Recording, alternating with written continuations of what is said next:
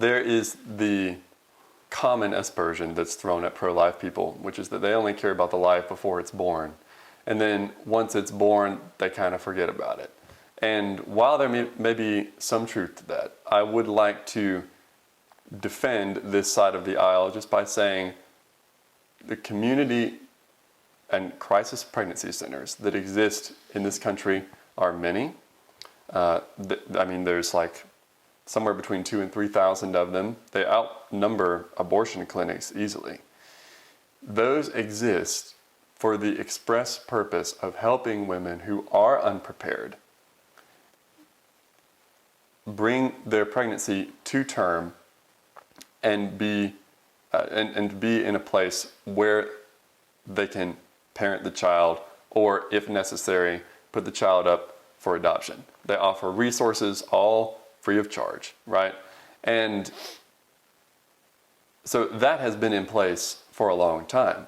But now we should expect that those crisis pregnancy centers are going to be experiencing a higher volume.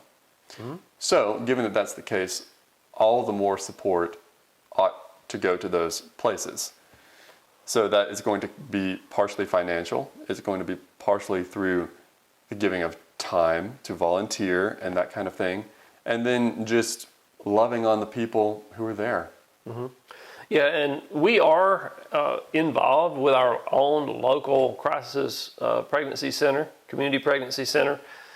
Some of the things that happen there, if you're not familiar with one, is the pregnant women they receive training, they receive health care, they receive emotional support, they receive financial support.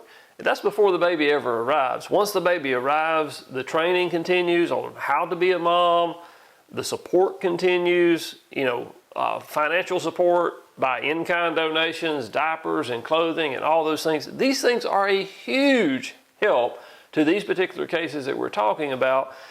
And I believe that it is our responsibility as Christians to support those that are supporting. This is an indirect way, or maybe we get involved directly, but it is, however how you want to look at it, it is our responsibility to support these centers in the work that they are doing, mm-hmm. right? Because that's what we're called to as Christians. Right. And then there is what happens on an individual level. So we've already alluded to adoption. God forbid there's a young girl who has a child who's just not nearly in a place where she can take care of it, and she decides to put it up for adoption. Christians need to be prepared to take unwanted children into their homes. Now, adoption is very expensive, but there is the church to come around these people. We know Scott Shepherd, we've had on the podcast before. He adopted a child. He received assistance from his church to do that. And I think that should be expected of any church, to provide a home for, praise the Lord, more children who unfortunately may not have a home waiting for them. Mm-hmm. Yeah, and just on that point, I think, I'm not an adoption expert. I do know it's a very expensive proposition. I do think I think one thing that we need to do is to advocate for making that process more streamlined. It doesn't make any sense to me that there are children that need homes and families who would like to give them a home, but we create this financial barrier in the middle mm-hmm. that prevents those two from getting together and that child being taken care of in a loving home. That makes no sense to me.